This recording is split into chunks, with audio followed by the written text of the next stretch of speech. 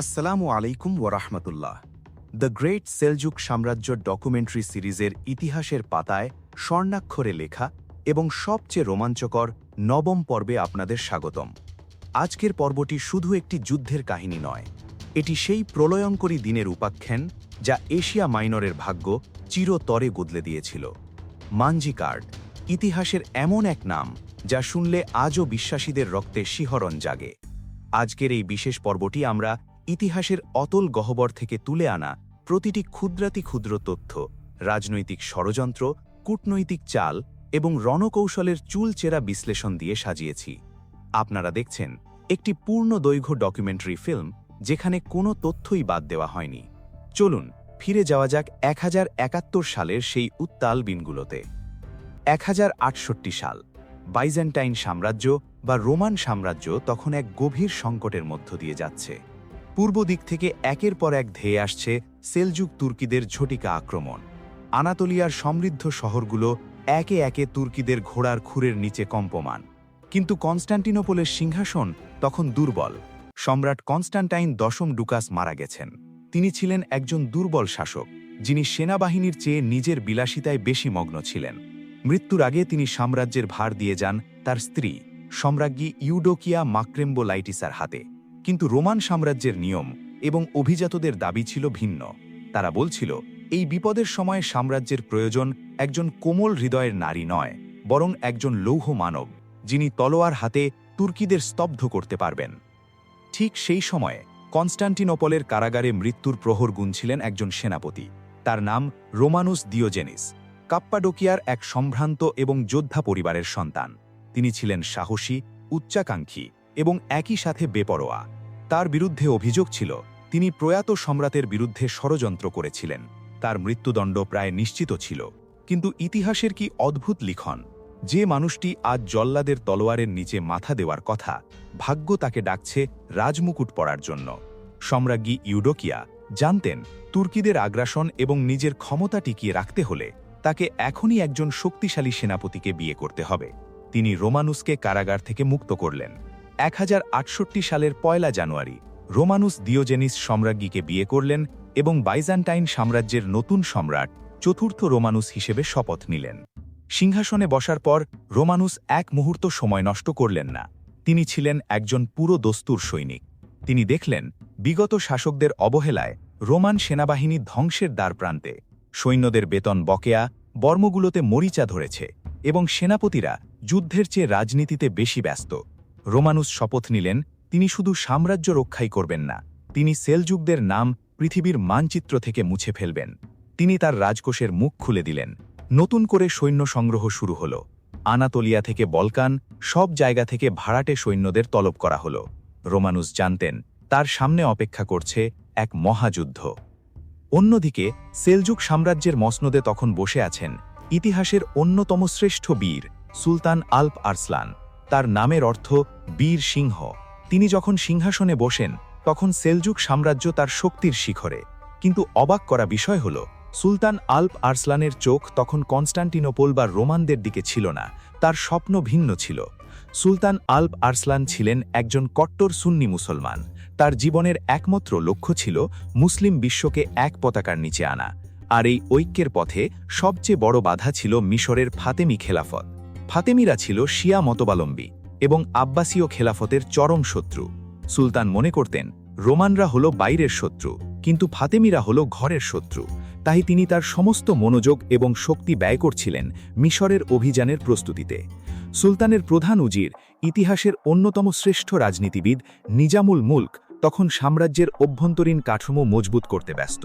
তিনি সুলতানকে পরামর্শ দিলেন, উত্তরে রোমানদের সাথে ছোটখাটো সীমান্ত সংঘর্ষ হলেও তারা এখন আমাদের মূল হুমকি নয়, আমাদের উচিত মিশরের দিকে নজর দেওয়া। সুলতান আল্প আরসলান তাই রোমানদের সাথে একটি অলিখিত যুদ্ধবিরতি বা শান্তিপূর্ণ অবস্থা বজায় রাখতে চাইলেন। তিনি আনাতোলিয়ার সীমান্তে কিছু তুর্কি গোত্রকে পাহারায় রেখে তার মূল সেনাবাহিনী নিয়ে আলেপ্পো হয়ে মিশরের দিকে যাত্রার পরিকল্পনা সাজাতে লাগলেন। তিনি ঘুণক্ষরেও টের পাননি যে পশ্চিমে রোমানুস দিওজেনিস তার জন্য মৃত্যুদূতের মতো বিশাল এক বাহিনী প্রস্তুত করছেন। 1070 সালের দিকে পরিস্থিতি ঘোলাটে হতে শুরু করল। একদিকে রোমানুস দিওজেনিস তার ক্ষমতা পোক্ত করে এক বিশাল বাহিনী গঠন করে ফেলেছেন। তার মনে তখন আলেকজান্ডার দ্য গ্রেটের মতো বিশ্বজয়ের নেশা। তিনি তার সভাসবদের বলতেন, তুর্কিরা হলো যাযাবর পঙ্কালব, একটি মাত্র বড় আঘাতে আমি তাদের এমনভাবে চূর্ণ করব যে তারা আর কোনোদিন মাথা তুলে দাঁড়াতে পারবে না। অন্যদিকে সুলতান আল্প আরসলান, যিনি সরল বিশ্বাসে মনে করেছিলেন রোমানরা তাদের অভ্যন্তরীণ সমস্যা নিয়েই ব্যস্ত থাকবে, তিনি তার স্ত্রী ও ছেলেদের নিরাপদে তাবরিজে পাঠিয়ে দিলেন এবং নিজে আলেপ্পো অবরোধের জন্য এগিয়ে যেতে লাগলেন। দুই সাম্রাজ্যের এই দুই মহানায়ক তখন সম্পূর্ণ বিপরীতমুখী। একজন খুঁজছেন যুদ্ধ আর অন্যজন খুঁজছেন মিশরের পথ, কিন্তু নিয়তি তাদের জন্য মানজিকার্টের প্রান্তরে এক ভয়াবহ মিলনস্থল প্রস্তুত করে রেখেছিল। আর সেই সংঘাতের প্রেক্ষাপট তৈরি হয়েছিল কিছু বিশ্বাসঘাতকতা, ভুল বোঝাবুঝি এবং সীমাহীন অহংকারের উপর ভিত্তি করে। 1071 সালের মার্চ মাস। কনস্টান্টিনোপলের আকাশে তখন যুদ্ধের দামামা। সম্রাট রোমানুস ডিওজেনিস তার চূড়ান্ত অভিযানের জন্য প্রস্তুত। তিনি জানতেন, সেলজুকদের মতো দ্রুতগামী এবং কৌশলী শত্রুকে পরাজিত করতে হলে সাধারণ কোনো সেনাবাহিনী যথেষ্ট নয়। তাই তিনি রাজকোষের মুখ খুলে দিয়েছিলেন এবং ইউরোপ ও এশিয়ার প্রতিটি প্রান্ত থেকে যোদ্ধা সংগ্রহ করেছিলেন। তার এই বিশাল বাহিনীকে ঐতিহাসিকরা এক অদ্ভুত মিশ্র জগাখিচুড়ি বলে অভিহিত করেছেন, কিন্তু শক্তিমত্তায় তা ছিল অকল্পনীয়। এই বাহিনীতে ছিল বাইজেন্টাইনদের নিজস্ব অভিজাত ট্যাগমাটা ইউনিট, ছিল পশ্চিমের ফ্রেঞ্চ ও নরমান নাইটরা, যাদের ভারী বর্ম এবং লম্বা তলোয়ার ছিল সাক্ষাৎ মৃত্যুর মতো। এর সাথে যুক্ত হয়েছিল বলকানের স্লাভ, বুলগেরিয়ান এবং জর্জিয়ান পদাতিক বাহিনী। তবে সবচেয়ে বিস্ময়কর এবং ভাগ্যের নির্মম পরিহাস ছিল, রোমানুসের এই বাহিনীতে বিপুল সংখ্যক উজ এবং পেচেনেক তাতার সৈন্য ছিল, যারা জাতিগতভাবে ছিল তুর্কি এবং সেলজুকদেরই দূর সম্পর্কের ভাই। সব মিলিয়ে এই বাহিনীর আকার ছিল প্রায় 2 লক্ষ থেকে 3 লক্ষের মতো। তাদের সাথে ছিল 1000-এরও বেশি ভারী ওয়াগন বা গাড়ি, যা বোঝাই ছিল অঢেল অস্ত্র, রসদ এবং বিশাল সব মানজানিক বা ক্যাটাপিল্ট দিয়ে। এই মানজানিকগুলো এতটাই বিশাল ছিল যে এক একটি টানার জন্য 100টিরও বেশি ষাঁড়ের প্রয়োজন হতো। দূর থেকে এই বিশাল বাহিনীকে দেখলে মনে হতো যেন এক চলন্ত লোহার পাহাড় পূর্ব দিকে ধেয়ে আসছে। 1071 সালের 13ই মার্চ সম্রাট রোমানুস আড়ম্বরপূর্ণভাবে কনস্টান্টিনোপল ত্যাগ করলেন। তার এই যাত্রা কোনো সাধারণ সামরিক অভিযান ছিল না, এটি ছিল যেন এক চলমান রাজদরবার। তিনি তার সাথে নিয়েছিলেন অঢেল সোনাদানা, রেশমি রাজকীয় তাঁবু, মখমলের বিছানা এবং শৌখিন আসবাবপত্র। তিনি এতটাই আত্মবিশ্বাসী ছিলেন যে যুদ্ধের ময়দানে বিজয়ের পর কিভাবে উৎসব করবেন তার প্রস্তুতিও তিনি সাথে নিয়েছিলেন। বসফরাস প্রণালী পার হয়ে যখন এই বিশাল বাহিনী আনাতোলিয়ার মাটিতে পা রাখল, তখন থেকেই শুরু হলো বিশৃঙ্খলা। এত বিশাল সংখ্যক সৈন্যের জন্য প্রয়োজনীয় খাবার এবং পানি সংগ্রহ করা ছিল এক লজিস্টিক দুঃস্বপ্ন। রোমানুস তার সৈন্যদের নির্দেশ দিয়েছিলেন স্থানীয়দের কাছ থেকে রসদ সংগ্রহ করতে, কিন্তু পেচেনেগ এবং ফ্র্যাঙ্ক ভাড়াটে সৈন্যরা রসদ সংগ্রহের নামে নিজেদের বাইজেন্টাইন প্রজাদের ওপরই লুটপাট এবং অত্যাচার শুরু করে দিল। যে প্রজাদের রক্ষার জন্য সম্রাট যুদ্ধ করতে যাচ্ছিলেন, সেই প্রজারাই তার সেনাবাহিনীর ভয়ে ঘরবাড়ি ছেড়ে পালাতে শুরু করল। রোমানুস এই অরাজকতা দেখে ক্ষুব্ধ হলেন, কিন্তু তিনি জানতেন এই মুহূর্তে কঠোর হলে বিদ্রোহ দেখা দিতে পারে, তাই তিনি দাঁতে দাঁত চেপে সহ্য করলেন।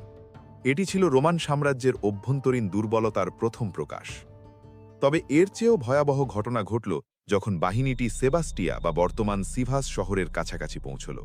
সে সময়কার মানুষ ছিল অত্যন্ত কুসংস্কারাচ্ছন্ন এবং প্রকৃতির প্রতিটি ঘটনাকে তারা ঈশ্বরের বার্তা বলে মনে করত। যাত্রাপথে হঠাৎ করেই একদিন সম্রাটের ব্যক্তিগত রাজকীয় তাঁবুতে আগুন ধরে গেল। কোনো শত্রু আক্রমণ করেনি, কোনো স্পষ্ট কারণও ছিল না, তবুও দাউ দাউ করে জ্বলে উঠল সম্রাটের থাকার জায়গা। সৈন্যরা বলাবলি শুরু করল যে এটি ঈশ্বরের পক্ষ থেকে এক অশুভ ইঙ্গিত। এই ঘটনার রেশ কাটতে না কাটতেই ঘটল আরেকটি অঘটন। সম্রাট তার প্রিয় সাদা ঘোড়ায় চড়ে যখন সৈন্যদের পরিদর্শন করছিলেন, তখন হঠাৎ ঘোড়াটি অকারণে ক্ষিপ্ত হয়ে সম্রাটকে পিঠ থেকে ফেলে দিল। মাটিতে পড়ে গিয়ে সম্রাটের হাতের রাজকীয় ক্রুশটি ভেঙে দুটুকরো হয়ে গেল। এই দৃশ্য দেখে পুরো বাহিনীর মধ্যে এক ভয়ের শীতল স্রোত বয়ে গেল। সেনাপতিরা ফিসফিস করে বলতে লাগলেন, ঈশ্বর হয়তো এই যুদ্ধ চান না। কিন্তু জেদি এবং অহংকারী রোমানুস এসব কুসংস্কারকে পাত্তাই দিলেন না। তিনি একে নিছক দুর্ঘটনা বলে উড়িয়ে দিয়ে বললেন, আমাদের তলোয়ারের ধারই আমাদের ভাগ্য নির্ধারণ করবে, কোনো ভাঙা ক্রুশ নয়। অশুভ লক্ষণগুলোকে উপেক্ষা করে রোমানুস তার বাহিনী নিয়ে পূর্ব দিকে এগিয়ে চললেন এবং মাঞ্জবিজ শহরটি অবরোধ করলেন। মাঞ্জবিজ ছিল কৌশলগতভাবে গুরুত্বপূর্ণ একটি শহর। রোমানুস চেয়েছিলেন যুদ্ধের আগেই সেলজুকদের মনে ত্রাস সৃষ্টি করতে। শহরটি দখলের পর তিনি বাছাই বিচারহীন হত্যাযজ্ঞ চালালেন। হাজার হাজার নিরীহ মানুষকে হত্যা করা হলো, শহরটিকে জ্বালিয়ে দেওয়া হলো। রোমানুস ভেবেছিলেন এই নিষ্ঠুরতা দেখে সুলতান আল্প আরসলান ভয় পাবেন, কিন্তু তিনি জানতেন না তার এই নিষ্ঠুরতার সংবাদ যখন আলেপ্পোর কাছে অবস্থানরত সুলতানের কানে পৌঁছাবে তখন তা ভয়ের বদলে সুলতানের মনে এক প্রতিশোধের আগুন জ্বালিয়ে দেবে। মানজবিজ দখলের পর রোমানুস নিশ্চিত ছিলেন যে সুলতান ভয়ে পালিয়ে গেছেন অথবা মিশরের দিকে চলে গেছেন। তাই তিনি তার বাহিনীকে 2 ভাগে ভাগ করার এক আত্মঘাতী সিদ্ধান্ত নিলেন। তিনি তার বিশ্বস্ত জেনারেল জোজেফ টার্কানিওটাসকে প্রায় 20,000 থেকে 30,000-এর একটি বিশাল নরমান এবং পেচেনেক বাহিনী দিয়ে খিলাত শহরের দিকে রসদ সংগ্রহের জন্য পাঠালেন, আর তিনি নিজে মূল বাহিনী নিয়ে মানজিকাট দুর্গের দিকে অগ্রসর হলেন। তিনি ঘুণাক্ষরেও টের পেলেন না যে তিনি আসলে এক বিশাল ফাঁদের দিকে এগিয়ে যাচ্ছেন, যেখানে তার জন্য অপেক্ষা করছে ইতিহাসের অন্যতম সেরা রণকৌশলী আল্প আরসলান। 1071 সালের মে মাস, সিরিয়ার তপ্ত মরুপ্রান্তর আলেপ্পো। সুলতান আল্প আরসালান তখন মিশরের ফাতেমি খেলাফত দখলের স্বপ্নে বিভোর, কিন্তু তিনি জানতেন না তার অজান্তেই তার মাথার ওপর ঘনিয়ে আসছে এক কালো মেঘ। আর এই মেঘের খবর সুলতানের কাছে পৌঁছে দেওয়ার জন্য কাজ করছিল তৎকালীন বিশ্বের অন্যতম শ্রেষ্ঠ এবং নিখুঁত গোয়েন্দা ব্যবস্থা, যার নাম ছিল বারিদ।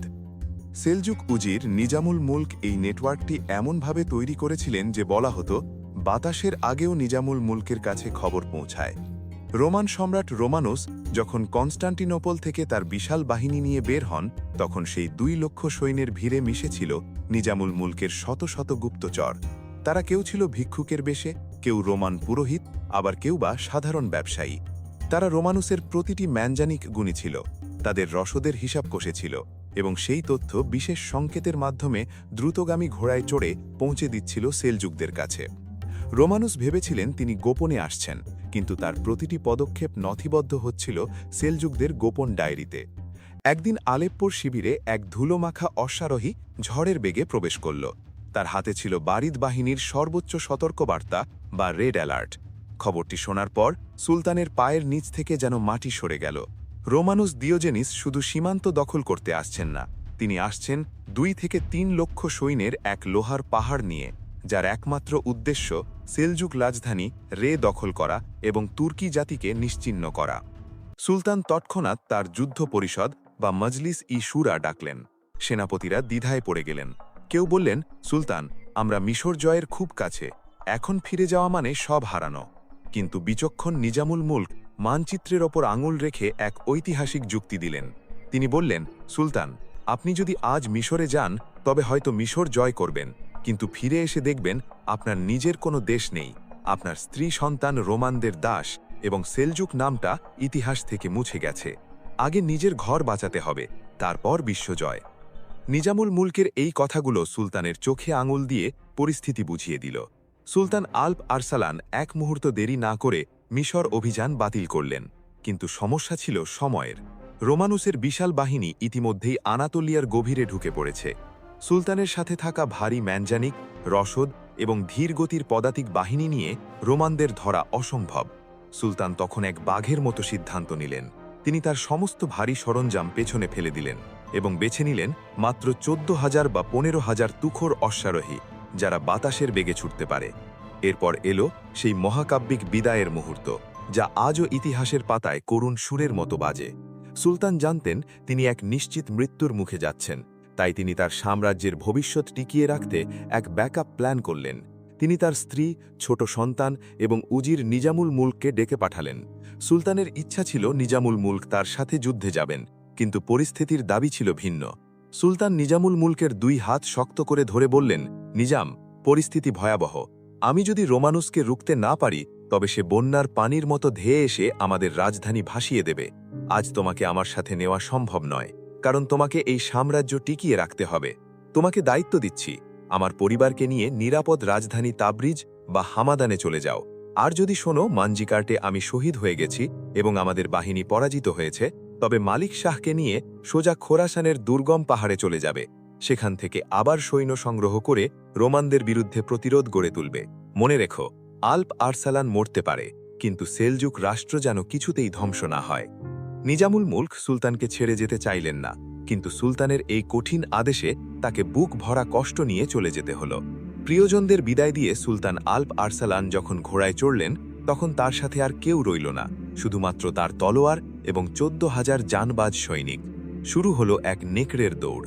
সুলতান ইউফ্রেটিস নদী পার হয়ে ঝড়ের বেগে উত্তর পূর্ব দিকে ছুটতে লাগলেন। এই যাত্রাপথ ছিল অত্যন্ত কঠিন। প্রচণ্ড গরমে অনেক ঘোড়া মারা গেল, অনেক সৈন্য অসুস্থ হয়ে পড়ল, কিন্তু সুলতান থামলেন না। তার এই অদম্য সাহসের খবর ছড়িয়ে পড়ল আশেপাশের অঞ্চলে। সুলতান যখন আজারবাইজান এবং কুর্দিস্তানের পাহাড়ি এলাকা দিয়ে যাচ্ছিলেন তখন তার সাথে যোগ দিল স্থানীয় কুর্দি গোত্র এবং বিক্ষিপ্ত কিছু তুর্কি যোদ্ধা। তারা বলল, হে সুলতান, ইসলামের এই দুর্দিনে আমরা ঘরে বসে থাকতে পারি না। এই যাত্রাপথে প্রায় 10,000 স্বেচ্ছাসেবক এবং কুর্দি যোদ্ধা সুলতানের দলে যুক্ত হল। মানজিকার্টের কাছাকাছি পৌঁছাতে পৌঁছাতে সুলতানের বাহিনী 14,000 থেকে বেড়ে প্রায় 20,000 থেকে 30,000-এর কোঠায় পৌঁছাল। যদিও এটি রোমানুসের 3 লক্ষ সৈন্যের তুলনায় কিছুই নয়, তবুও এই নতুন রক্ত সুলতানের বাহিনীর মনোবল বহুগুণ বাড়িয়ে দিল। অবশেষে 24শে অগাস্ট 1071 বুধবার সুলতান আল্প আরসালান মানজিকার্ট প্রান্তরে পৌঁছালেন এবং দেখতে পেলেন দূরের দিগন্ত জুড়ে রোমানদের তাঁবুর সমুদ্র। তিনি জানতেন তিনি সংখ্যার বিচারে হেরে গেছেন, কিন্তু সাহসীর বিচারে তিনি রোমানুসের চেয়ে যোজন যোজন এগিয়ে।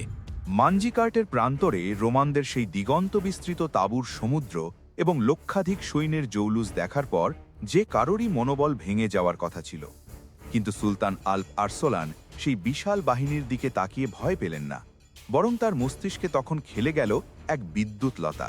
তিনি বুঝলেন এই বিশাল বাহিনীর মুখোমুখি দাঁড়িয়ে যুদ্ধ করা মানে আত্মহত্যা। তাই তিনি সেই মুহূর্তেই তার ঘোড়ার মুখ ঘুরিয়ে নিলেন এবং তার বাহিনীকে নির্দেশ দিলেন রোমানদের দৃষ্টিসীমানার বাইরে পাহাড়ের আড়ালে অবস্থান নিতে। তারিখটি ছিল 24শে আগস্ট 1071, বুধবারের পড়ন্ত বিকেল। মানজিকার্টের রুক্ষ পাহাড়ে তখন সূর্য ডুবছে, কিন্তু সেলজুক শিবিরে উত্তাপ কমছে না। সুলতান আল্প আরসালান তার মূল বাহিনীকে পাহাড়ের ভাঁজে লুকিয়ে রেখে একটি উঁচু টিলায় গিয়ে দাঁড়ালেন। তার সাথে ছিলেন এমন কয়েকজন সেনাপতি যারা ছিলেন তার ডান হাত ও বাম হাতের মতো। এই মহানায়কেরা কিন্তু সুলতানের সাথে আলেপ্পো থেকে আসেননি, বরং বিপদের গন্ধ পেয়ে তারা বিভিন্ন প্রান্ত থেকে ঝড়ের বেগে এসে সুলতানের সাথে মিলিত হয়েছিলেন। ইতিহাসের এই পর্যায়ে এসে এই মহানায়কদের চিনে নেওয়া আমাদের জন্য অত্যন্ত জরুরি, কারণ মানজিকার্টের বিজয় শুধু সুলতানের একার কৃতিত্ব ছিল না, এটি ছিল এই বাঘের বাচ্চাদের সম্মিলিত গর্জন। সুলতানের ঠিক পাশেই ছিলেন ক্ষিপ্রগতির অশ্বারোহী নেতা আফশিন বে। আফশিন বে ছিলেন সেই ব্যক্তি যিনি এই যুদ্ধের কয়েক বছর আগে থেকেই আনাতোলিয়ার বুকে রোমানদের ঘুম হারাম করে দিয়েছিলেন। তিনি সুলতানের সাথে আলেপ্পোতে ছিলেন না, বরং তিনি তার প্রায় 3,000 দুর্ধর্ষ তুর্কি অশ্বারোহী নিয়ে আনাতোলিয়ার পাহাড়ে আগে থেকেই ওঁত মেতেছিলেন। সুলতান যখন মানজিকার্টের দিকে আসছিলেন তখন আফশিন বে তার বাহিনী নিয়ে পাহাড়ের গোপন আস্তানা থেকে বেরিয়ে এসে লেক ভ্যানের কাছে সুলতানের সাথে যোগ দেন। তিনি আনাতোলিয়ার প্রতিটি পাহাড়, প্রতিটি নদী এবং পালানোর প্রতিটি গোপন পথ নিজের হাতের তালুর মতো চিনতেন।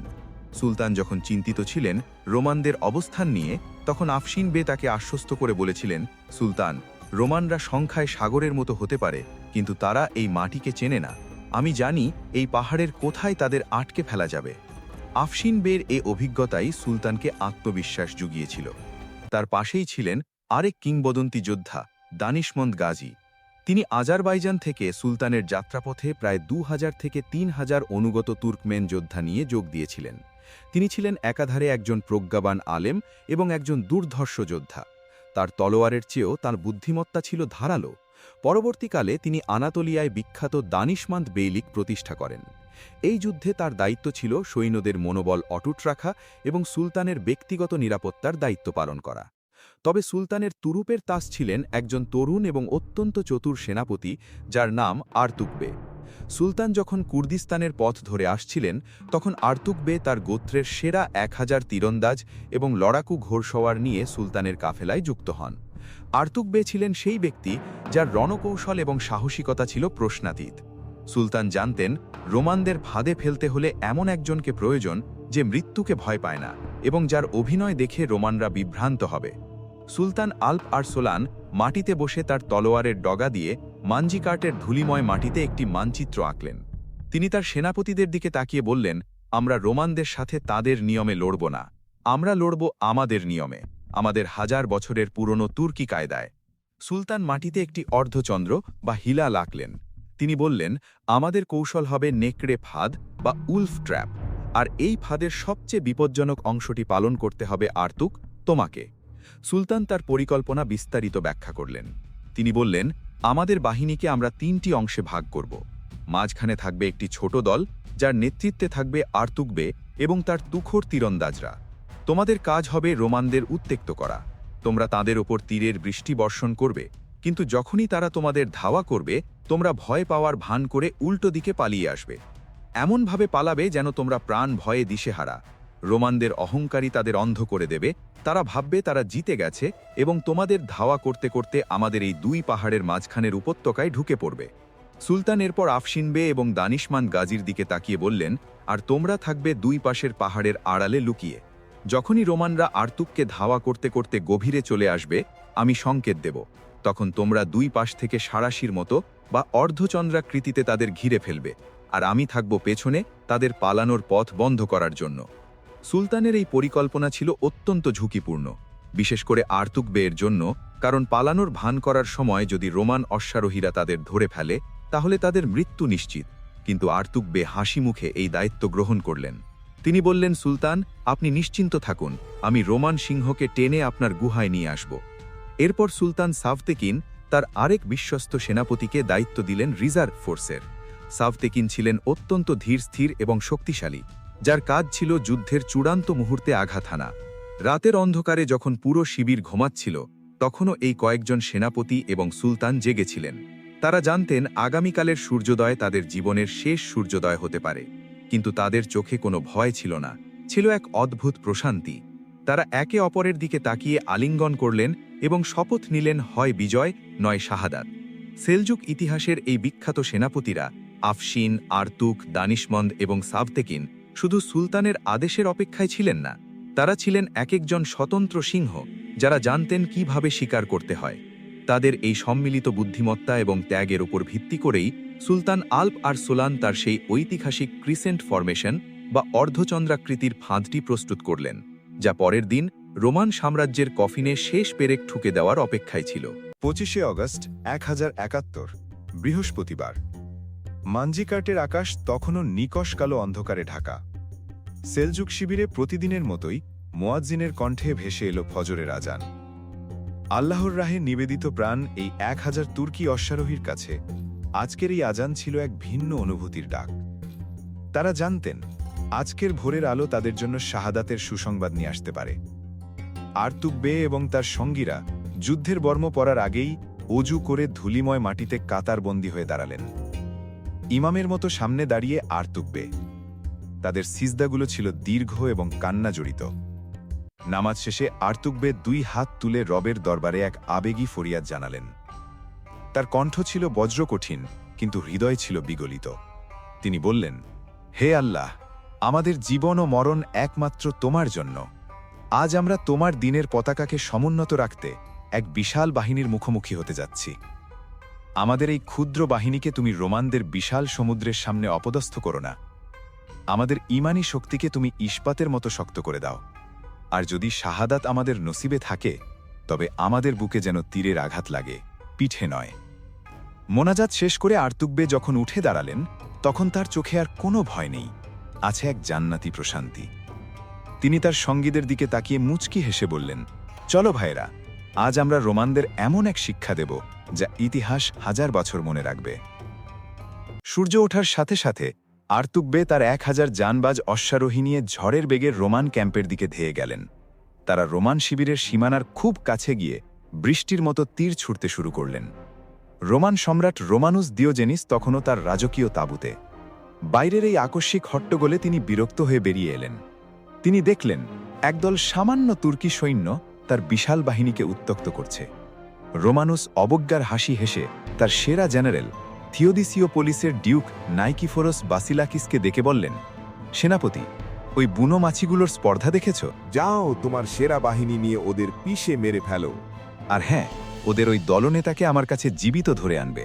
আমি দেখতে চাই কার এত বড় সাহস যে রোমান সিংহের লেজ ধরে টানে। আমি তার চামড়া দিয়ে আমার জুতো বানাবো।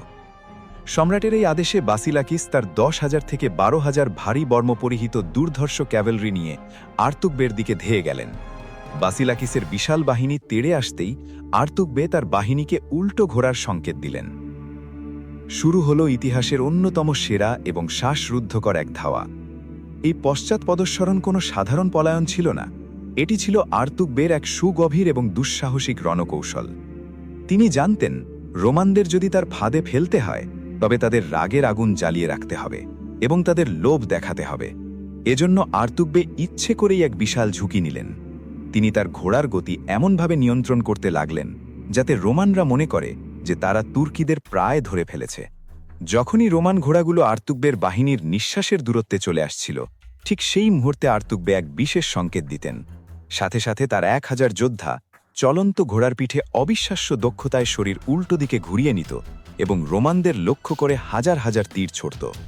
তুর্কিদের এই বিস্ময়কর পার্থিয়ান শটের আঘাতে রোমানদের অগ্রবর্তী বাহিনী ধুলোয় লুটিয়ে পড়ত এবং রোমানদের গতি কিছুটা কমে যেত।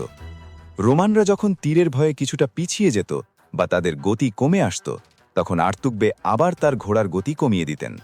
তিনি চাইতেন না দূরত্ব খুব বেশি বেড়ে যাক, কারণ তাহলে রোমানরা ধাওয়া থামিয়ে ফিরে যেতে পারে। তিনি রোমানদের সাথে এক প্রকার ইঁদুর বিড়াল খেলা খেলছিলেন। কখনো কাছে আসতে দিচ্ছিলেন, আবার ধরা পড়ার উপক্রম হলে উল্টো ঘুরে তীর মেরে দূরে সরিয়ে দিচ্ছিলেন। রোমানরা রাগে অন্ধ হয়ে গিয়েছিল। তারা বুঝতেই পারছিল না যে এই তীরগুলো তাদের মারার জন্য নয়, বরং তাদের বিভ্রান্ত করে মৃত্যুর ফাঁদে টেনে নেওয়ার জন্য। মৃত্যুর এত কাছে দাঁড়িয়েও যখন রোমানদের বর্ষা প্রায় তাদের স্পর্শ করছিল, তখনও আর্তুকবে এবং তার সাথীদের হাত একবারের জন্য কাঁপেনি। তাদের এই অসীম সাহস এবং নিখুঁত নিয়ন্ত্রণ দেখে মনে হচ্ছিল তারা যেন যুদ্ধের ময়দানে নয়, বরং ঘোড়ার পিঠে আল্লাহর জিকির করতে করতে এক অন্য জগতে বিচরণ করছেন। ছুটতে ছুটতে যখন তারা দুই পাহাড়ের মাঝখানের সেই গভীর সংকীর্ণ উপত্যকায় প্রবেশ করলেন, তখন আর্তুকবে বুঝলেন সময় হয়েছে। তিনি জানতেন এই জায়গাই সেই মৃত্যুপুরী যেখানে সুলতানের বাকি বাহিনী অপেক্ষা করছে। আর্তুকবে হঠাৎ ঘোড়ার লাগাম টেনে ধরলেন। তার ঘোড়াটি পেছনের দুই পায়ে দাঁড়িয়ে আকাশপানে ওমকার দিল। আর্তুকবে তার তলোয়ার কোষমুক্ত করলেন এবং ধূলিময় আকাশ কাঁপিয়ে চিৎকার দিলেন, নারায়ে তাকবীর। তার সাথে সাথে 1000 মুজাহিদের কণ্ঠেও ধ্বনিত হল, আল্লাহু আকবার। তারা আর পালাচ্ছে না, তারা ঘোড়া খুঁড়িয়ে বাসিলাকিসের বিশাল বাহিনীর মুখোমুখি দাঁড়িয়ে গেল। বাসিলাকিস কিছু বুঝে ওঠার আগেই থমকে গেলেন। কেন এই পলাতক দলটি হঠাৎ মৃত্যুর মুখোমুখি দাঁড়াল? এই প্রশ্নের উত্তর পাওয়ার আগেই পাহাড়ের চূড়া থেকে নেমে এলো এক অশুভ ছায়া, যা রোমানদের ভাগ্য চিরতরে বদলে দেওয়ার অপেক্ষায় ছিল। আর্তুকবের কণ্ঠে নারায়ে তাকবীর ধ্বনি যখন পাহাড়ের পাথুরে দেয়ালে ধাক্কা খেয়ে প্রতিধ্বনিত হচ্ছিল, ঠিক সেই মুহূর্তে যুদ্ধের দৃশ্যপট সম্পূর্ণ বদলে গেল। বাসিলাকিসের বাহিনী থমকে দাঁড়িয়েছিল। তাদের মনে প্রশ্ন, পলায়নরত শত্রু হঠাৎ কেন ঘুরে দাঁড়ালো? এই প্রশ্নের উত্তর পাওয়ার আগেই সবার দৃষ্টি চলে গেল পাহাড়ের সর্বোচ্চ চূড়ায়।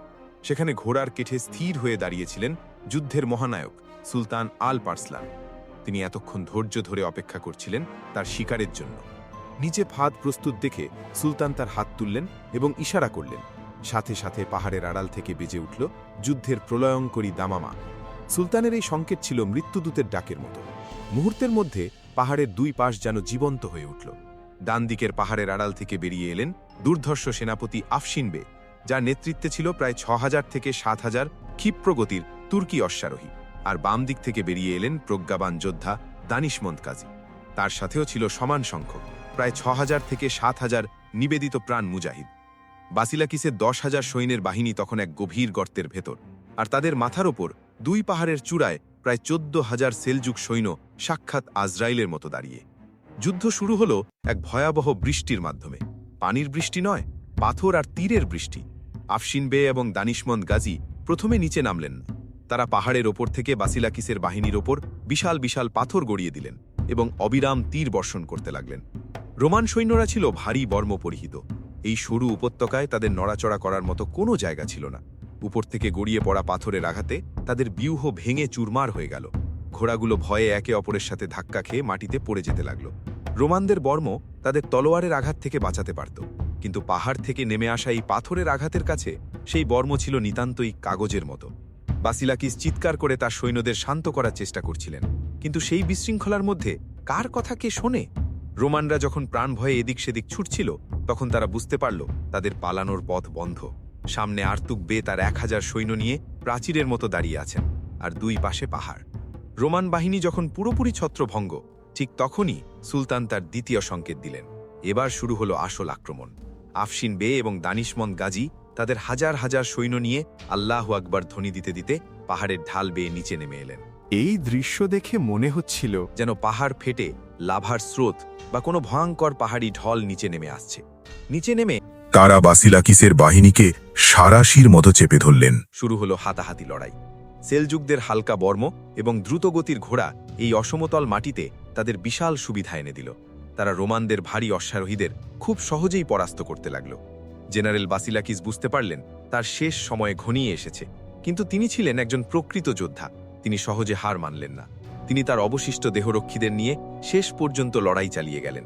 কিন্তু 3 দিক থেকে ঘিরে ফেলা সেলজুক বাহিনীর সামনে তার এই বীরত্ব ছিল সাগরে এক ফোঁটা পানির মতো। শেষ পর্যন্ত আহত এবং ক্লান্ত বাসিলাকিসকে ঘোড়া থেকে নামিয়ে বন্দী করা হলো। যেই জেনারেল সকালে দম্ভ ভরে তুর্কিদের মাছি বলে পিষে মারতে এসেছিলেন, বিকেলের আগেই তিনি সেই তুর্কিদের হাতেই শিকলবন্দী হলেন। যুদ্ধ শেষ হওয়ার পর উপত্যকার মাটি রোমানদের রক্তে লাল হয়ে গিয়েছিল। এই ধ্বংসযজ্ঞ থেকে কোনো মতে প্রাণ বাঁচিয়ে একজন মাত্র রোমান সৈন্য, যার বর্ম ছিল দুমড়ে মুচড়ে যাওয়া এবং শরীর রক্তে ভেজা, খুঁড়িয়ে খুঁড়িয়ে রোমানুসের বিশাল ক্যাম্পে ফিরে এলো। সে যখন সম্রাটের রাজকীয় তাঁবুর সামনে গিয়ে আছড়ে পড়ল, তখন রোমানুস দিওজেনিস তার সভাসদদের সাথে পরবর্তী দিনের বিজয়ের পরিকল্পনা করছিলেন। সৈনিকটিকে দেখে তিনি চমকে উঠলেন। রোমানুস আশা করেছিলেন বাসিলাকিস হয়তো তুর্কিদের মাথা নিয়ে ফিরেছেন অথবা কোনো সুখবর পাঠিয়েছেন। কিন্তু সৈনিকটি যখন সম্রাটের পায়ের কাছে লুটিয়ে পড়ে কাঁপা কাঁপা গলায় বলল, মহারাজ, সব শেষ, বাসিলাকিস বন্দী, আমাদের পুরো 10,000-এর এলিট বাহিনী নিশ্চিহ্ন হয়ে গেছে। রোমানুস বিশ্বাস করতে পারলেন না। তিনি গর্জন করে বললেন, কি বলছো তুমি? একদল সামান্য ডাকাত আমার সেরা বাহিনীকে হারিয়ে দিয়েছে। সৈনিকটি তখন চোখের জল মুছে বলল, না মহারাজ, ওরা ডাকাত ছিল না। আমরা যাদের তাড়া করেছিলাম তারা ছিল সুলতানের টোপ, আর পাহাড়ের 2 পাশে লুকিয়ে ছিল সুলতানের মূল বাহিনী, আফশিন এবং দানিশমন্দের হাজার হাজার সৈন্য। তারা পাহাড় ধসিয়ে আমাদের পিষে মেরেছে। স্বয়ং আলপ আরসলান সেখানে উপস্থিত ছিলেন। এই কথা শোনার পর রোমানুসের তাঁবুর ভেতর পিন পতন নীরবতা নেমে এলো। সম্রাটের হাত থেকে মদের গ্লাসটি হয়তো পুড়ে চূর্ণ হয়ে গিয়েছিল। তার অহংকারের দালানে প্রথম ফাটল ধরল। তিনি বুঝতে পারলেন তিনি যাদের বুনো তুর্কি বলে অবজ্ঞা করেছিলেন তারা রণকৌশলে তার চেয়ে কয়েক গুণে গিয়ে। তিনি বাসিলাকিসকে পাঠিয়েছিলেন শিকার করতে, কিন্তু সুলতান আলপ আরসলান দাবা খেলার চালের মতো তার সেরা গুটিটি খেয়ে ফেললেন। রোমানুসের কপালে প্রথমবারের মতো চিন্তার ভাঁজ পড়ল। তিনি বুঝলেন আগামীকালের যুদ্ধ কোনো সাধারণ বিদ্রোহ দমন নয়, এটি হতে যাচ্ছে রোমান সাম্রাজ্যের অস্তিত্ব রক্ষার এক মরণপন্ন লড়াই। মানজিকাটের বাতাস তখন ভারী হয়ে উঠল আসন্ন মহাযুদ্ধের বারুদের গন্ধে। 26শে অগস্ট 1071, শুক্রবার সকাল। মানজিকার্টের আকাশে তখনও যুদ্ধের কালো মেঘ জমেনি, কিন্তু বাতাসে ছিল ঝড়ের পূর্বাভাস। বাসিলাকিসের পরাজয় এবং 10,000 সৈন্যের ধ্বংসের পরেও রোমান সম্রাট রোমানুস দিওজেনিস তার মূল পরিকল্পনা থেকে এক চুলও নড়েননি। তিনি মনে করতেন তুর্কিরা কেবল চোরাগোপ্তা হামলা আর পালানোতেই ওস্তাদ। তারা সম্মুখ যুদ্ধে রোমানদের বিশাল বাহিনীর সামনে টিকতে পারবে না। অন্যদিকে সুলতান আলপ আরসলান বিজয়ী অবস্থানে থাকার পরেও চেয়েছিলেন অহেতুক রক্তপাত এড়াতে। তিনি জানতেন যুদ্ধের পরিণাম কতটা ভয়াবহ হতে পারে। তাই একজন সত্যিকার ন্যায়পরায়ণ মুসলিম শাসকের মতো তিনি যুদ্ধের আগে শেষবারের মতো শান্তির হাত বাড়িয়ে দেওয়ার সিদ্ধান্ত নিলেন। সুলতান তার বিশ্বস্ত সেনাপতি সাভতেকিন এবং প্রজ্ঞাবান আলেম ও ফাকিহ ইমাম আবু নাসার মোহাম্মদ ইবনে আব্দুল মালিক আল বুখারিকে সঙ্গে নিয়ে একটি বিশেষ প্রতিনিধি দল বা শান্তিদূত প্রস্তুত করলেন। সুলতান তাদের দিকে তাকিয়ে বললেন, তোমরা রোমানুসের কাছে যাও, তাকে বলো আমরা যুদ্ধ চাই না, শান্তি চাই। যদি তারা তাদের সৈন্য নিয়ে ফিরে যায় এবং আমাদের সীমান্তে আর আক্রমণ না করার প্রতিশ্রুতি দেয়, তবে আমরাও তাদের নিরাপদে ফিরে যেতে দেব। আমরা চাই না হাজারো মায়ের কোল খালি হোক। সুলতানের বার্তা নিয়ে সেলজুক দূত যখন সাদা পতাকা হাতে রোমান ক্যাম্পের দিকে রওনা দিলেন, তখন 2 বাহিনীর মধ্যে এক অদ্ভুত নীরবতা বিরাজ করছিল। রোমান ক্যাম্পটি ছিল একটি ভ্রাম্যমান শহরের মতো। হাজার হাজার তাঁবু, সোনার কারুকাজ করা পতাকা এবং সৈন্যদের চকচকে বর্ম রোমান সাম্রাজ্যের জৌলুস জানান দিচ্ছিল। সেলজুক দূত যখন রোমানুসের রাজকীয় তাঁবুর সামনে পৌঁছলেন, তখন তাকে বেশ কিছুক্ষণ অপেক্ষা করিয়ে রাখা হলো। এটি ছিল রোমানদের অপমান করার একটি কৌশল। অবশেষে অনুমতি মিলল। দূত যখন তাঁবুর ভেতরে প্রবেশ করলেন, তখন তিনি দেখলেন রোমানুস দিওজেনিস একটি উঁচু স্বর্ণখচিত সিংহাসনে বসে আছেন। তার পরনে ছিল বেগুনি রঙের রাজকীয় রেশমি পোশাক মাথায় হীরা মুক্তা খচিত মুকুট আর হাতে রাজদণ্ড। তার চারপাশে দাঁড়িয়েছিলেন বর্ম পরিহিত জাঁদরে সব জেনারেল, যাদের চোখে মুখে ছিল তুচ্ছ তাচ্ছিল্যের ভাব। সেলজুক দূত, যার পরনে ছিল সাধারণ কিন্তু মর্যাদাপূর্ণ পোশাক, তিনি কোনো ভয় বা জড়তা ছাড়াই রোমানুসের চোখের দিকে তাকিয়ে সালাম বিনিময় করলেন এবং সুলতানের বার্তা পৌঁছে দিলেন। তিনি অত্যন্ত ধীর ও স্পষ্ট কণ্ঠে বললেন, মহারাজ, আমাদের সুলতান আল্প আরসালান রক্তপাত চান না। তিনি আপনাদের সম্মান জানিয়ে একটি প্রস্তাব পাঠিয়েছেন। আপনারা যদি আনাতোলিয়া থেকে আপনাদের সৈন্য প্রত্যাহার করেন এবং সন্ধি চুক্তিতে স্বাক্ষর করেন, তবে আমরাও তাদের নিরাপদে ফিরে যেতে দেব। আমরা চাই না হাজারো মায়ের কোল খালি হোক। সুলতানের বার্তা নিয়ে সেলজুক দূত যখন রোমানুসের সামনে ঘোষণা দিলেন, তখন সেখানে চিরন্তন নীরবতা বিরাজ করছিল। রোমানুসের কাছে এই সন্ধি প্রস্তাব মনে হল দুর্বলতার লক্ষণ। তিনি ভাবলেন, গতকালের জয়ে তুর্কিরা হয়তো খুশি হয়েছে, কিন্তু এখন রোমানদের বিশাল বাহিনী দেখে সুলতান ভয় পেয়েছেন এবং পালানোর পথ খুঁজছেন। রোমানুস তার সিংহাসন থেকে উঠে দাঁড়ালেন। তার চোখে ছিল চরম দম্ভ আর অবজ্ঞা। তিনি দূতকে লক্ষ্য করে সেই ঐতিহাসিক এবং অপমানজনক উক্তিটি করলেন, যা ইতিহাসের পাতায় তার পতনের কারণ হিসেবে লেখা আছে। রোমানুস তাচ্ছিল্যের সুরে বললেন, তোমার সুলতানকে গিয়ে বলো, আমি কি এত বিশাল বাহিনী নিয়ে, রাজকোষের এত অর্থ খরচ করে, এত দীর্ঘ পথ পাড়ি দিয়ে এখানে শুধু পিকনিক করতে এসেছি? আমি কি এসেছি শুধু তোমাদের সালাম জানিয়ে ফিরে যাওয়ার জন্য? রোমানুস এক পা এগিয়ে এসে আরও কঠোর স্বরে বললেন, সন্ধি? হ্যাঁ, সন্ধি হবে, তবে এখানে নয়। সন্ধি হবে তোমাদের রাজধানী রেতে গিয়ে। এই গরমের মধ্যে আমি এবং আমার বাহিনী ক্লান্ত। আমি সিদ্ধান্ত নিয়েছি, আমি এবারের শীতকাল তোমাদের শহর ইস্পাহানে গিয়ে কাটাবো এবং আমার ঘোড়াদের সেখানকার ঝর্ণার মিষ্টি পানি খাওয়াবো। রোমানুসের এই কথায় তার জেনারেলরা পুনরায় হেসে উঠল, কিন্তু সেলজুক দূত বিচলিত হলেন না। তিনি রোমানুসের চোখের দিকে তাকিয়ে শান্ত কিন্তু তীক্ষ্ণ স্বরে উত্তর দিলেন, মহারাজ, আপনার ঘোড়ারা হয়তো ইস্পাহানের পানি খাবে, কিন্তু আপনি সেখানে যেতে পারবেন কিনা, নাকি আপনার মৃতদেহ সেখানে যাবে, তা একমাত্র আল্লাহ জানেন। এই কথা বলে দূত আর কোনো উত্তরের অপেক্ষা না করে রোমানুসের তাঁবু ত্যাগ করলেন।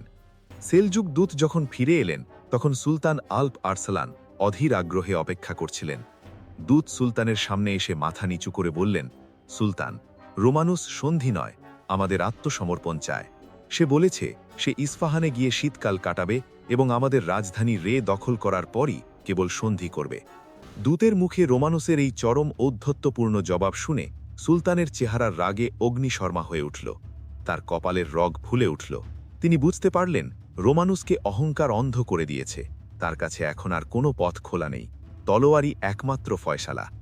সুলতান আকাশের দিকে তাকিয়ে দীর্ঘশ্বাস ছাড়লেন এবং বিড়বিড় করে বললেন, হে আল্লাহ, তুমি সাক্ষী থেকো, আমি শান্তি চেয়েছিলাম, কিন্তু সে অহংকারের বশীভূত হয়ে ধ্বংসকে ডেকে আনল।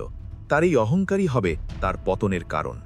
সুলতান তখন তার সেনাপতিদের দিকে ফিরে বজ্র কণ্ঠে ঘোষণা দিলেন, প্রস্তুত হও, আলোচনার পথ শেষ, এখন কথা বলবে শুধু আমাদের তলোয়ার। 26শে আগস্ট 1071, পবিত্র জুমার দিন। সূর্য তখন মধ্য গগনে। আনাতোলিয়ার রুক্ষ প্রান্তরে আগুনের মতো গরম বাতাস বইছে, কিন্তু মানজিকার্টের এই ধূলিময় ময়দানে তখন এক অদ্ভুত লোমহর্ষক নিস্তব্ধতা। বিপরীতে থাকা রোমানদের বিশাল বাহিনী, যারা সংখ্যার অহংকারে মত্ত, তারা অধীর আগ্রহে অপেক্ষা করছে। তারা দেখছে তুর্কিরা আক্রমণের পরিবর্তে অদ্ভুতভাবে শান্ত হয়ে দাঁড়িয়ে আছে। রোমান জেনারেলরা ব্যঙ্গ করে ভাবছে সুলতান হয়তো ভয়ে জমে গেছেন, কিন্তু তারা জানত না সেলজুক শিবিরে তখন চলছে এক মহান আধ্যাত্মিক প্রস্তুতি। সুলতান আল্প আরসোলান তার তাঁবুর বাইরে দাঁড়িয়েছিলেন। তার পাশে ছিলেন যুগের শ্রেষ্ঠ আলেম ও আধ্যাত্মিক গুরু ইমাম আবু নসর মোহাম্মদ ইবনে আব্দুল মালিক আল বুখারি। ইমাম সুলতানের কাঁধে হাত রেখে ভারী গলায় বললেন, হে সুলতান, আর কিছুক্ষণ ধৈর্য ধরুন, এখন জুমার সময়। এই মুহূর্তে বাগদাদ থেকে শুরু করে মক্কা, মদিনা আর কায়রোর মিম্বরে খতিবরা দাঁড়িয়েছেন। লক্ষ লক্ষ হাত এখন আপনার জন্য এবং এই মুজাহিদদের জন্য আল্লাহর দরবারে উত্তোলিত। পুরো মুসলিম উম্মাহ এখন আপনার পেছনে অদৃশ্য শক্তি হয়ে দাঁড়িয়েছে। ঠিক সেই সময় মানজিকার্ট থেকে বহু দূরে বাগদাদের প্রধান জামে মসজিদে এক আবেগী দৃশ্য দেখা গেল। আব্বাসীয় খলিফা আল কাইম বি আমরিল্লাহ মিম্বরে দাঁড়িয়ে খুতবা দিচ্ছিলেন। খলিফা কান্নাজড়িত কণ্ঠে সুলতানের জন্য সেই বিশেষ দোয়াটি পাঠ করছিলেন। হে আল্লাহ, ইসলামের ঝান্ডাকে সমুন্নত রাখো এবং তোমার মুজাহিদ আলপ আরসালানকে বিজয় দান করো। তার সেনাবাহিনীকে তুমি তোমার অদৃশ্য ফেরেস্তা দিয়ে সাহায্য করো। বাগদাদের হাজার হাজার মুসল্লির আমিন ধ্বনিতে যখন আকাশ প্রকম্পিত হচ্ছিল, ঠিক তখনই যেন সেই অদৃশ্য সুতোর টানে মানজিকার্টের রণক্ষেত্রে ভেসে এলো মুয়াজ্জিনের আজানের সুমধুর ধ্বনি। সেই আজানের ধ্বনি শুনে রোমানদের কোলাহল যেন ম্লান হয়ে গেল। আজানের সাথে সাথে সেলজুক বাহিনীর 20,000 থেকে 30,000 সৈন্য তাদের হাতের তলোয়ার, বর্ষা আর ধনুক মাটিতে নামিয়ে রাখল। তারা যুদ্ধের বর্মের ওপর জমে থাকা ধুলো ঝেড়ে অজু করে কাতারবন্দী হয়ে বসে পড়ল। আজ কোনো সেনাপতি নেই, কোনো সাধারণ সৈনিক নেই, সবাই এক কাতারে। প্রথমে ইমাম আবু নসর জুমার খুতবা দিতে দাঁড়ালেন। তিনি যখন বদর আর উহুদের স্মৃতিচারণ করলেন এবং শাহাদাতের ফজিরাত বর্ণনা করলেন, তখন কঠিন হৃদয়ের যোদ্ধাদের চোখ দিয়েও অঝোর ধারায় পানি পড়তে লাগল। খুতবা শেষে শুরু হলো নামাজ। খোলা আকাশের নিচে মৃত্যুর মুখোমুখি দাঁড়িয়ে হাজার হাজার মানুষ রবের সামনে হাত বাঁধল। নামাজের সেজদায় গিয়ে সুলতান আলপ আরসালান অঝোর ধারায় কাঁদলেন। তার চোখের পানিতে মাটি কাদা হয়ে গেল। নামাজ শেষ হওয়ার পর সুলতান 2 হাত তুলে আল্লাহ দরবারে মোনাজাত ধরলেন। কান্না জড়িত কণ্ঠে তিনি ফরিয়াদ করলেন, হে মালিক, আমি তোমার নগণ্য গোলাম, আমার এই বাহিনী তোমার আমানত, তুমি আমাদের শাহাদাত কবুল করো, আর যদি বিজয় দাও তবে তা হবে শুধুই তোমার দয়া। দোয়া শেষ হল। সূর্য তখন পশ্চিম আকাশে কিছুটা ঢলে পড়েছে। এবার সুলতান আলপ আরসালান এমন কিছু করলেন যা উপস্থিত সবাইকে স্তব্ধ করে দিল। তিনি সবার সামনে এসে তার রাজকীয় শিরস্ত্রাণ বা হেলমেট খুলে ফেললেন। গা থেকে খুলে রাখলেন স্বর্ণখচিত ভারী বর্ম। রাজকীয় তরবারি, যা সেলজুক সালপানাতের ক্ষমতার প্রতীক, তা একপাশে রেখে দিলেন। তিনি গায়ে জড়ালেন একটি ধবধবে সাদা কাপড়। শরীরে মাখলেন সুগন্ধি, যা সাধারণত মৃতদেহকে দাফন করার সময় মাখানো হয়। তিনি তার সৈন্যদের দিকে তাকিয়ে শান্ত কিন্তু দৃঢ় কণ্ঠে বললেন, তোমরা কি দেখছ এই সাদা পোশাক? এটি আজ আমার সুলতানি পোশাক নয়, এটি আমার কাফন। যদি আজ আমি শহীদ হই, তাহলে আমাকে নতুন কোনো কাপড় পরাবে না। এই রক্তমাখা সাদা পোশাকেই আমাকে এই রণক্ষেত্রের মাটিতে দাফন করবে। এরপর সুলতান তার প্রিয় সাদা ঘোড়াটির কাছে গেলেন। তিনি নিজ হাতে ঘোড়াটির লেজ শক্ত করে একটি গিঁট দিলেন। তুর্কি ঐতিহ্যে ঘোড়ার লেজ বাঁধার এই দৃশ্যটি ছিল চূড়ান্ত সংকেত। এর অর্থ হল পিছু হটার বা পালিয়ে যাওয়ার সমস্ত রাস্তা বন্ধ, হয় বিজয় নয় মৃত্যু। সুলতানের এই কাজ দেখে হাজার হাজার সৈন্য তাদের ঘোড়ার লেজ বেঁধে নিল। পুরো বাহিনী তখন এক ইস্পাত কঠিন প্রতিজ্ঞায়। সুলতান ঘোড়ায় চড়ে তার বাহিনীর দিকে ঘুরলেন। তার হাতে তখন কোনো ধনুক নেই, আছে একটি ভারী গদা, যার অর্থ তিনি আজ দূর থেকে নয় বরং শত্রুর খুব কাছ থেকে লড়বেন। তিনি তার ঐতিহাসিক বিদায়ী ভাষণটি শুরু করলেন। বাতাস তখন থমকে আছে তার কথা শোনার জন্য। সুলতান বললেন, হে আমার মুজাহিদ ভাইয়েরা, আজ আমি তোমাদের ওপর আমার সুলতানি অধিকার তুলে নিলাম। আজ আমি তোমাদের আদেশদাতা নই, আজ আমি তোমাদের সহযোদ্ধা। আজ আমরা সবাই সমান। তিনি রোমানদের দিগন্তজোড়া বাহিনীর দিকে ইঙ্গিত করে বললেন, সামনে তাকিয়ে দেখো, শত্রুর বিশাল সমুদ্র আমাদের গ্রাস করতে আসছে। ওরা সংখ্যায় আমাদের চেয়ে বহুগুণ বেশি, কিন্তু মনে রেখো, ইসলামের বিজয় কখনো সংখ্যার ওপর নির্ভর করেনি। বদরের প্রান্তরে যেভাবে আল্লাহ স্বল্প সংখ্যক মুজাহিদকে বিশাল বাহিনীর বিরুদ্ধে বিজয় দান করেছিলেন, আজও আমরা সেই রবের রহমতের আশায় বুক বেঁধেছি। এরপর সুলতানের কণ্ঠস্বর কিছুটা নরম হল, কিন্তু তাতে মিশেছিল এক অদ্ভুত গাম্ভীর্য। তিনি বললেন, তবুও আজ আমি তোমাদের পূর্ণ স্বাধীনতা দিচ্ছি। তোমাদের মধ্যে যদি এমন কেউ থাকো যার মনে বাড়ির জন্য পিছুটান আছে, যে তার স্ত্রী সন্তানদের কাছে ফিরে যেতে চাও, সে এখনই চলে যাও। আমি আল্লাহকে সাক্ষী রেখে বলছি, আমি তাকে বাধা দেব না, তার ওপর আমার কোনো অভিযোগ থাকবে না। কারণ জান্নাতের পথ জোর করে হয় না। যারা শাহাদাতের পেয়ালা পান করতে চাও, যারা আল্লাহর সন্তুষ্টির জন্য নিজের রক্ত দিতে প্রস্তুত, শুধু তারাই আমার সাথে এসো। সুলতানের কথা শেষ হওয়ার পর মুহূর্তের জন্য পিনপতন নীরবতা। তারপর হঠাৎ করেই সেই নীরবতা ভেঙে হাজার হাজার কণ্ঠস্বর একসাথে গর্জন করে উঠল। আমরা আপনার সাথে আছি সুলতান, আমরা শাহাদাত চাই, আমরা ফিরে যাওয়ার জন্য আসিনি। তাদের সেই সমবেত গর্জনে মানজিকার্টের পাহাড়গুলোতে প্রতিধ্বনি হতে লাগল। সৈন্যদের এই অটুট মনোবল দেখে সুলতান বুঝতে পারলেন দোয়া কবুল হয়েছে। ইমাম আবু নসর ইশারা করলেন, সময় হয়েছে। সুলতান ঘোড়ার লাগাম টেনে ধরলেন। তিনি তার গদাটি শূন্যে উঁচিয়ে ধরলেন এবং গর্জন করে উঠলেন, বিসমিল্লাহ, আল্লাহু আকবার। সাথে সাথে হাজার হাজার মুজাহিদক চিৎকার দিল, আল্লাহু আকবার। সেই ধ্বনি যেন বজ্রপাতের মতো রোমান বাহিনীর ওপর আছড়ে পড়ল। সাদা পোশাক পরা সেই কাফন মোড়া বাহিনী, যারা মৃত্যুকে জয় করে ফেলেছে, তারা রোমানদের বিশাল প্রাচীরের দিকে ধেয়ে গেল। ধুলোর ঝড়ে চারপাশ ঢেকে গেল। শুরু হলো সেই মহাকাব্যিক সংঘর্ষ, যেখানে এক পাশে সংখ্যার অহংকার আর অন্য পাশে ঈমানের শক্তি। ইতিহাসের চাকা ঘোরার অপেক্ষায় মগ্ন। জুমার নামাজের সেই আবেগঘন মুহূর্ত কেটে যাওয়ার পর মানজিকার্টের প্রান্তর এখন এক রূঢ় বাস্তবের মুখোমুখি। রক্তক্ষয়ী সংঘর্ষের ঠিক আগ মুহূর্তে আমাদের জানা প্রয়োজন ইতিহাসের এই বিশাল অসম লড়াইয়ের আসল চিত্রটি। ঐতিহাসিকদের মতে মানজিকার্টের যুদ্ধ ছিল ডেভিড বনাম গোলায়াথের মতো এক অসম যুদ্ধ। এই যুদ্ধের সৈন্য সংখ্যা নিয়ে ঐতিহাসিকদের মধ্যে মতভেদ থাকলেও রোমানদের বিশালত্বের ব্যাপারে সবাই একমত।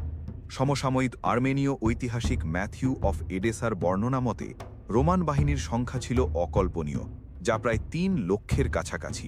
তবে আধুনিক ঐতিহাসিকরা এবং সামরিক বিশ্লেষকরা মনে করেন মধ্যযুগের লজিস্টিক বা রসদ সরবরাহের সীমাবদ্ধতার কারণে এই সংখ্যাটি হয়তো ১ থেকে ২ লক্ষের মধ্যে ছিল। তবে সংখ্যা যাই হোক না কেন, একটি বিষয়ে ইতিহাস একমত, সুলতান আল্প আরসালানের মাত্র ২০ থেকে ৩০ হাজার সৈন্যের বিপরীতে রোমান বাহিনী ছিল অন্তত ৫ থেকে ১০ গুণ বড়।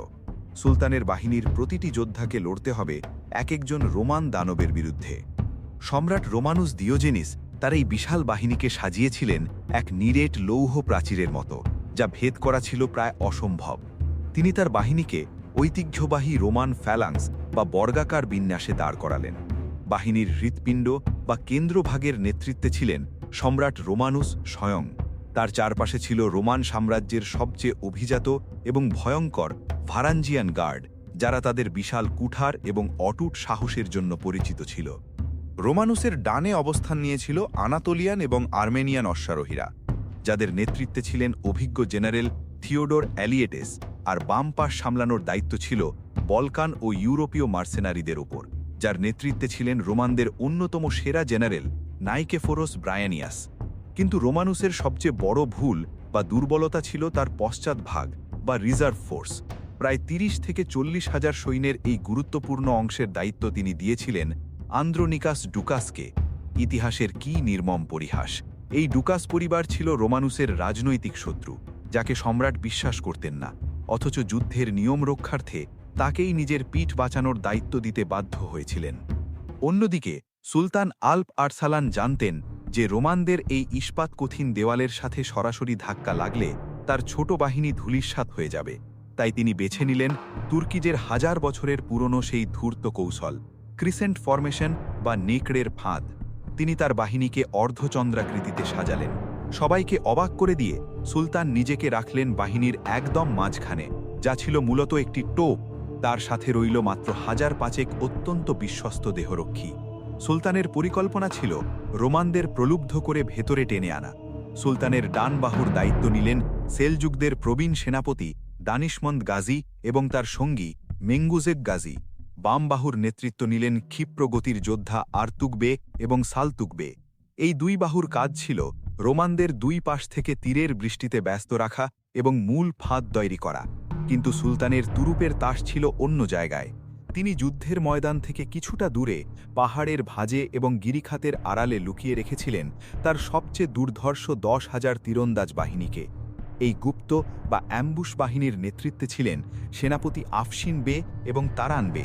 তাদের ওপর সুলতানের কঠোর নির্দেশ ছিল যতক্ষণ না রোমান বাহিনী ফাঁদের গভীরতম অংশে প্রবেশ করে, ততক্ষণ যেন তাদের ধনুক থেকে একটি তীরও বের না হয়। দাবা খেলার ঘুঁটি সাজানো শেষ। মানজিকার্টের বাতাস এখন বারুদের গন্ধে ভারী, অপেক্ষা শুধু প্রথম চালের। বিকেল গড়িয়ে তখন আসরের সময় ঘনিয়ে আসছে। আনাতোলিয়ার আকাশে সূর্য পশ্চিম দিকে হেলে পড়েছে, আর ঠিক সেই মুহূর্তেই মানজিকার্টের নিস্তব্ধ প্রান্তর কেঁপে উঠল যুদ্ধের দামামায়। সুলতান আল্প আরসালান তার তলোয়ার উঁচিয়ে যুদ্ধের প্রথম সংকেত দিলেন। কিন্তু এই সংকেত সার্বাত্মক আক্রমণের জন্য ছিল না, এটি ছিল তুর্কিদের সেই বিখ্যাত হিট অ্যান্ড রান বা নেকড়ের কামড় কৌশলের শুরু। সুলতানের নির্দেশে সেলজুকদের অগ্রবর্তী বাহিনীর সেনাপতি সান্দুকবের নেতৃত্বে প্রায় 2000 তুখোড় অশ্বারোহী তীরন্দাজ বিদ্যুৎ বেগে রোমান বাহিনীর দিকে ধেয়ে গেল। রোমান জেনারেলরা প্রস্তুত ছিলেন। তারা তাদের ভারী ঢাল দিয়ে প্রাচীর তৈরি করে দাঁড়িয়ে রইলেন। তুর্কি অশ্বারোহীরা রোমানদের তলোয়ারের সীমার ঠিক বাইরে থেকে বৃষ্টির মতো তীর ছুটতে লাগল। হাজার হাজার তীর বাতাসের শব্দ চিরে রোমানদের বর্মের ওপর আছড়ে পড়ল। কিন্তু রোমানদের ভারী বর্ম ও ঢাল ভেদ করা সাধারণ তীরের পক্ষে কঠিন ছিল। এতে রোমানদের খুব বেশি ক্ষয়ক্ষতি না হলেও তাদের ধৈর্য ও শৃঙ্খলা ভাঙতে শুরু করল। জেনারেল নাইকেফোরোস ব্রায়েনিয়াস এবং থিওডোর অ্যালিয়াটেস তাদের ভারী অশ্বারোহী বাহিনী নিয়ে তুর্কিদের ধাওয়া করলেন। কিন্তু তুর্কি ঘোড়াগুলি ছিল বাতাসের মতো দ্রুত এবং হালকা। রোমানরা কাছে আসতেই তারা চোখের পলকে পেছনে সরে যেত। আবার রোমানরা থামলে তারা ফিরে এসে তীর ছুড়ত। এই ইঁদুর বিড়াল খেলা রোমান সৈন্যদের মানসিকভাবে বিধ্বস্ত ও রাগান্বিত করে তুলল। সম্রাট রোমানুস দিওজেনিস তার এই অসহায় অবস্থা দেখে রাগে অগ্নিশর্মা হয়ে উঠলেন। তিনি ভাবলেন, এই যাযাবর তুর্কিরা সম্মুখ যুদ্ধে ভয় পাচ্ছে বলেই দূর থেকে আক্রমণ করছে। ঠিক এই মনস্তাত্ত্বিক মুহূর্তটির জন্যই সুলতান আল্প আরসালান এতক্ষণ অপেক্ষা করছিলেন। তিনি তার দ্বিতীয় এবং চূড়ান্ত সংকেতটি দিলেন। শুরু হলো ইতিহাসের সেই বিখ্যাত তুরান ট্যাকটিক্স বা কৌশলীগত পলায়ন। সুলতান আল্প আরসালান তার নিজের নেতৃত্ববান কেন্দ্রভাগের বাহিনীকে নিয়ে হঠাৎ করেই উল্টো ঘুরে দৌড়াতে শুরু করলেন। বাইরে থেকে দেখে মনে হলো সুলতান ও তার বাহিনী ভয় পেয়ে রণভঙ্গ দিয়ে পালিয়ে যাচ্ছেন। রোমানুস দিওজেনিস এই দৃশ্য দেখে আনন্দে আত্মহারা হয়ে গেলেন। যুদ্ধের ময়দানে অভিজ্ঞ এই সম্রাট মুহূর্তের জন্য ভুলে গেলেন যে তুর্কিরা কখনো বিনা কারণে পিঠ দেখায় না। তিনি ভাবলেন, বিজয় নিশ্চিত, সুলতান পালিয়ে যাচ্ছেন। তিনি তার জেনারেলদের সতর্কবাণী উপেক্ষা করে এবং পেছনের রিজার্ভ ফোর্সের সাথে যোগাযোগ না করেই চিৎকার করে নির্দেশ দিলেন, আক্রমণ করো, সুলতানকে জীবিত ধরো। রোমানুস তার সুশৃঙ্খল ব্যূহ বা ফরমেশন ভেঙে সুলতানকে ধাওয়া করার জন্য পাগলের মতো সামনে এগিয়ে গেলেন। তার দেখাদেখি ডান ও বাম বাহুর রোমান জেনারেলরাও তাদের অবস্থান ছেড়ে ধাওয়ায় যোগ দিলেন। রোমান বাহিনী যখন সুলতানকে ধরতে পাহাড়ের মাঝখানের সেই মৃত্যু উপত্যকার গভীরে প্রবেশ করতে শুরু করল, তখন প্রকৃতির কি অদ্ভুত খেলা! হঠাৎ করেই মরু ঝড়ের মতো ধুলো উড়তে শুরু করল। ধুলোর সেই অন্ধকারের মধ্যে সেলজুকদের ডান ও বাম বাহুর সৈন্যরা ধীরে ধীরে সরে গিয়ে রোমানদের ঢোকার রাস্তা বা ফাঁদের মুখ বড় করে দিল। রোমানুস ভাবলেন তিনি বিজয়ের দিকে ছুটছেন, কিন্তু তিনি জানতেন না যে তিনি আসলে সুলতান আল্প আরসালানের পাতা ইতিহাসের সবচেয়ে ভয়ঙ্কর ফাঁদটির দিকে এগিয়ে যাচ্ছেন।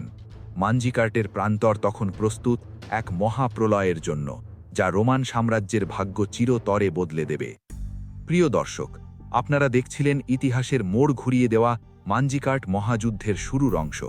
সত্যি বলতে আমাদের পরিকল্পনা ছিল আজকের এই পর্বেই পুরো যুদ্ধটি শেষ করার, কিন্তু আপনারা দেখলেন মানজিকার্টের ইতিহাস এতটাই বিশাল, এর প্রতিটি সেনাবিন্যাস, প্রতিটি কৌশল এবং আবেগ এতটাই গভীর যে তাড়াহুড়ো করে শেষ করলে এর প্রতি অবিচার করা হতো। আমরা জানি আপনারা বিস্তারিত এবং নিখুঁত ইতিহাস জানতেই আমাদের চ্যানেলে আসেন, আর আমরাও চাই না কোনো গুরুত্বপূর্ণ তথ্য বাদ পড়ুক। আজকের পর্বে আমরা যুদ্ধের প্রেক্ষাপট, সেনাবিন্যাস এবং সুলতানের মরণ ফাঁদের শুরুর দৃশ্যটুকু তুলে ধরলাম, কিন্তু আসল মহাপ্রলয় এখনও বাকি। রোমানুস যখন সেই ফাঁদের গভীরে ঢুকবেন, তখন পাহাড়ের আড়াল থেকে আফশিন বের সেই 10,000 গুপ্ত সৈন্য কি করবে?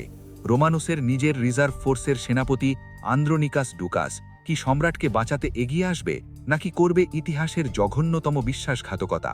আর সুলতান আল্প আরসালান কিভাবে এই অসম যুদ্ধে রোমান সম্রাটকে বন্দী করবেন এবং তার সাথে কেমন আচরণ করবেন?